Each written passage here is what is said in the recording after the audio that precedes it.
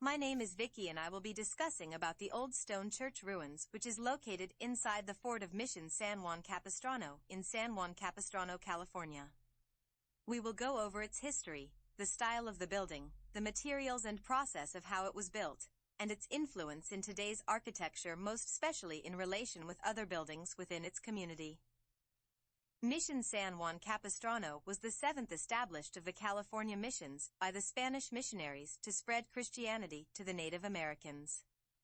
The mission was founded in the year 1775 by Father Lawson but was abandoned just 8 days later after the groundbreaking ceremony. Word arrived from the neighboring fort in San Diego that a group of natives attacked and brutally murdered one of the missionaries. Father Lawson's group buried the church bells immediately. Then, escorted by the soldiers, gathered up their belongings and fled to the safety of the Presidio, where they were given further details of the disaster. A year after, 1776, Father Serra went back to Mission San Juan Capistrano. The party excavated the bells and constructed a new arbor.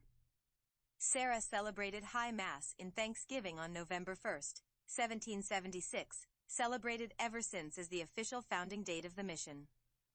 And as the mission grew in population, their Chapel Serra Church was too small a space for the attendees.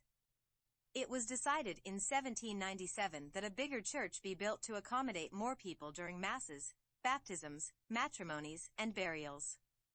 This is where and when the Great Stone Church was built. As the construction was ongoing, in November 22, 1800, an earthquake tremor from the San Diego epicenter of 6.5 magnitude earthquake cracked the walls of the rising edifice that required repair work to be performed. Isidro Aguilar of Culiacan, the master stonemason who is in charge of the construction, died 6 years into the project. The work was carried on by the Franciscan priests and mission locals. Lacking the skills of a master mason, however, led to irregular walls and necessitated the addition of a seventh roof dome. The stone church was 180 feet long, 5 stories high at the sanctuary, and was topped with 7 stone domes and a bell tower. It was by all accounts the most magnificent in all of California, and a 3-day feast was held in celebration of this monumental achievement. It took 9 years for the church to be completed, and 6 years after, another earthquake has ended its glory. A series of large earthquakes shook Southern California during the first Sunday service. It shattered and collapsed in a tremendous 7.0 magnitude earthquake in December 8, 1812 Feast of Mary Immaculate Conception, where over 40 people killed inside the caved-in church. Ever since the collapse of the church in 1812, it was never rebuilt. Here are some old pictures, depictions in drawings and painting as to what would have been the Great Stone Church looked like before and after the ruins. A few years thereafter, in 1821, time ran out for California's old Spanish missions. A new government took over in California, became a part of Mexico. After 1850 U.S. statehood, numerous efforts were made over the latter 19th century to restore the mission to its former state, but none achieved much success until the arrival of the priest John O'Sullivan in 1910. Restoration efforts for the whole of Mission San Juan Capistrano continue, and the old Serra Chapel, which survived from the deadly earthquake in 1812, is still used for religious services even today. Over 500,000 visitors, including 80,000 schoolchildren, come to the mission each year. The ruins of the Great Stone Church are a renowned architectural wonder. Mission San Juan Capistrano has served as a favorite subject for many notable artists, and has been immortalized in literature and on film numerous times, perhaps more than any other mission. As with all other churches built since early Christian period which evolved in the Roman Empire during 3rd through 7th centuries, the Great Stone Church is built with a Latin cross plan. The church is in basilica form. Basilica, originally during the Roman antiquity period, is a hall of justice with a nave, side aisles, and a circular apse on one end, usually opposite the entrance. The plan then was adapted by Christians for their churches. There are 3 main rooms of this church. The sacristy, a private room where sacred objects and clergy robes are stored and where the priests prepare all the things they need for their masses. The sanctuary, which holds the altar and is often elevated above the nave.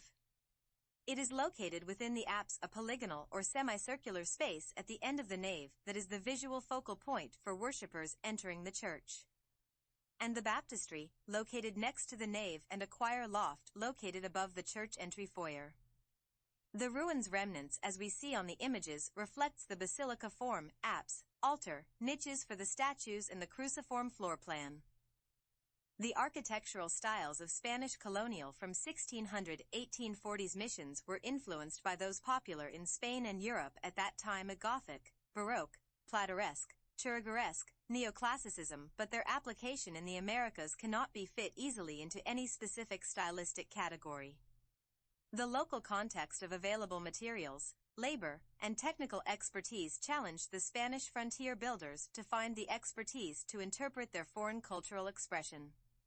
As a result, mission architecture evolved into a fusion of imported and indigenous expressions that are unique to each mission and best understood through the analysis of various architectural elements. The Great Stone Church is more of neoclassical style. A mix of the Greek and Roman influence in much of the design, particularly the arch, vault, and dome construction. An imposing presence in native communities, the typical principal facade of a mission church has three major components: the entry doorway, the frontispiece that surrounded it, and the belfry that extend vertically above the rest of the building. The belfry is a structure enclosing bells for ringing as part of a building, usually as part of a bell tower. Though all other buildings inside the mission were made of adobe bricks, the church was made out of sandstone and sat on a foundation 7 feet thick. Construction efforts required the participation of the entire mission population only. The natives are not specially trained or professional builders. Stones were quarried from gullies and creek beds up to 6 miles away and transported in carts drawn by oxen, carried by hand, and even dragged to the building site. Limestone was crushed into a powder on the mission grounds to create a mortar that was more erosion-resistant than the actual stones. Because of the availability of limestone locally, the builders were able to construct vaulted domes and wide naves. We see the arches, pilasters, engaged columns, niches for the religious icons and moldings to articulate and accentuate the architecture. The corners of the back facade of the ruins also has coins, as seen on the video. Characteristics of neoclassical style. With only a portion of the original stone church surviving, restoration of the ruins were unfeasible, so the city of San Juan Capistrano built a new church in 1986 and modeled it after the Great Stone Church. The new church, in Spanish colonial mission revival style, is called Mission Basilica San Juan Capistrano. The Catholic parish church is located just northwest of Mission San Juan Capistrano. Research on similar contemporaneous churches in California and Mexico supplied information for the missing elements. The walls of this church are 2 feet thick. Modern building materials and techniques were chosen so that the church would be built to withstand an earthquake. The motifs on the interior walls were designed and painted by the artist, Dr. Norman Neuerberg. Dr. Neuerberg studied the Great Stone Church and visited the island of Mallorca, Spain, the homeland of Father Junipero Serra, founder of the mission. It took Dr. Neuerberg 18 months to complete all the interior wall paintings. Spanish colonial revival architecture is characterized by a combination of detail from several eras of Spanish Baroque, Spanish colonial, Moorish revival, and Mexican Churrigueresque architecture. The style is marked by the prodigious use of smooth plaster wall known as stucco, chimney finishes, low-pitched clay tile, shed, or flat roofs, and terracotta or cast concrete ornaments. Other characteristics typically include small porches or balconies, Roman or semicircular arcades and fenestration, wood casement or tall, double-hung windows, canvas awnings, and decorative iron trim. The major location of design and construction in the Spanish colonial revival style was California, especially in the coastal cities. In 1915, the San Diego Panama California Exposition popularized the style in the state and nation. The possibilities of the Spanish colonial revival style were brought to the attention of architects attending late 19th and early 20th centuries international expositions. For example, California's Mission Revival Style Pavilion in white stucco at the World's Columbian Exposition of 1893 in Chicago introduced the potential of Spanish colonial revival. They also integrated porticos, pediments, and colonnades influenced by Beaux-Arts classicism as well. This is the end of my report. Thank you for watching.